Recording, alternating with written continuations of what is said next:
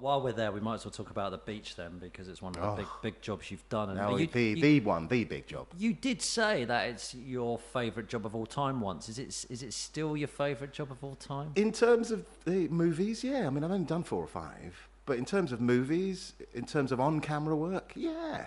Because first of all, you get sent out to Thailand. So I just stop there. For 4 months, Yeah. it's an American studio, so it's Fox. So it's a lavish amount of money. It's Danny Boyle, who I worked with a few times before, so it's like a mate, but he's doing a big Hollywood movie. And then it's Leonardo DiCaprio. So the eyes of the world are on this thing. And it's just like the most glorious experience of my life. Like, I didn't have an 18 to 30s life. I was 35 when I did the beach. Right. So I'd never had that. I'd lived more of a more conservative holiday life. So, but having those young guys there and young girls there who were like from everywhere, you name the country in the world and the continent in the world, they were from there. And really good mates still. And it was just like being on holiday. We had 3 weeks rehearsal. Do you know it was 18 years ago? I know, I do know. And every time we talk to each other about it, we're like, what? Because it's, most of them were in their early 20s. I was the oldest by, oh no, actually.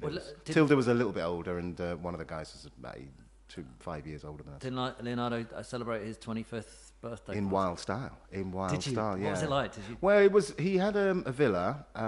We were all staying in very nice places out in Thailand, but we had this villa when we were living in the south in Phuket, and he just opened it up. So we were playing, handball in the pool and dancing on a massive dance floor, and he had musicians in and a disco, and he's massively into hip hop, but gangster rap. Really? Yeah, and I wasn't into it at all.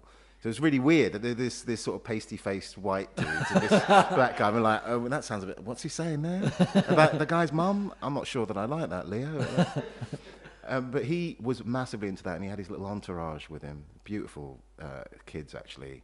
And he had his mum and his granny with him. So, I mean, he was a boy with all this sort of fame and fortune and stuff, but he was just a kid from California who wanted to play hip-hop and hang out with his mates. So he had that going on. It was really lovely to meet somebody at that point in his career. I haven't seen him since. I know nothing about acting. I know that I'm not good at it. That's why. Okay, how did you find that out, though, Tim? Because I've done it a few times, and I'm hopeless at it. I really am, and I don't know how to do it. But he is a really good actor in my mind. Yeah. Is that right? Yeah. Because I know he's good looking and he's charismatic and all that, but he's a great actor as well. Yeah, I think how you tell is how much people care about what they're doing, like as an actor, and how they're perceived and what they want to be perceived as.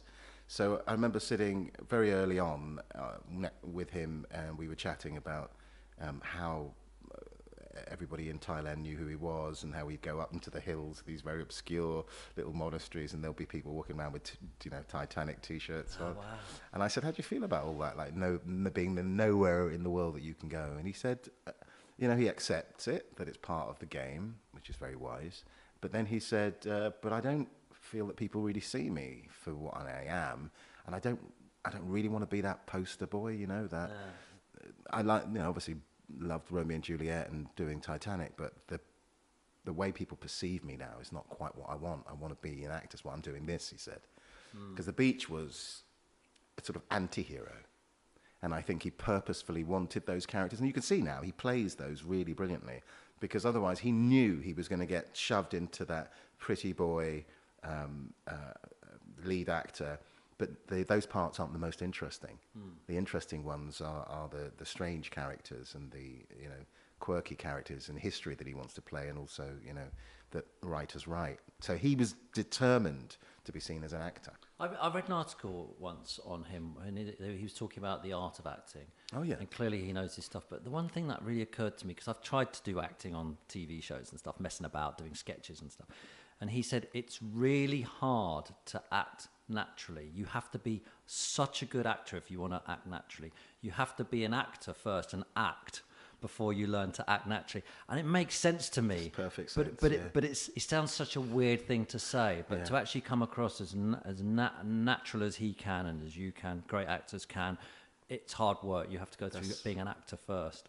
Does that make brilliant. sense? Yeah, it does. Because it's the craft bit of it. Because we can all fanny about, we can all get on stage and do funny stuff. Yeah. And some of us, hilarious. And you think, oh, you should go into acting. But then the craft is to, if you like, disappear the craft, disappear the work that you're doing. So he might be playing characters that you consider far from his centre, from who he is. Like I said, he's like surf dude, likes his hip hop. Yeah. But the characters he plays don't tend to have that vibe about them. So he's having to shift away from who he is, even the way he breathes, sits, the way he looks, the way he moves his mouth. Obviously, accents play a part as well. But then make it as if that's how I am if I walked off camera. This is how I'd be if I walked off this stage. It's not something that you can clearly see, oh, I'm just putting it on, but underneath I'm sort of twinkling away. This is actually, I'm immersed in this character, love him or hate him. And I'm the same when I walk off set. To the actor, that's what it's all about. What were you doing before, what are you doing now, and what are you doing afterwards? And if you can maintain that and people can believe that's a real person, then that's your job done.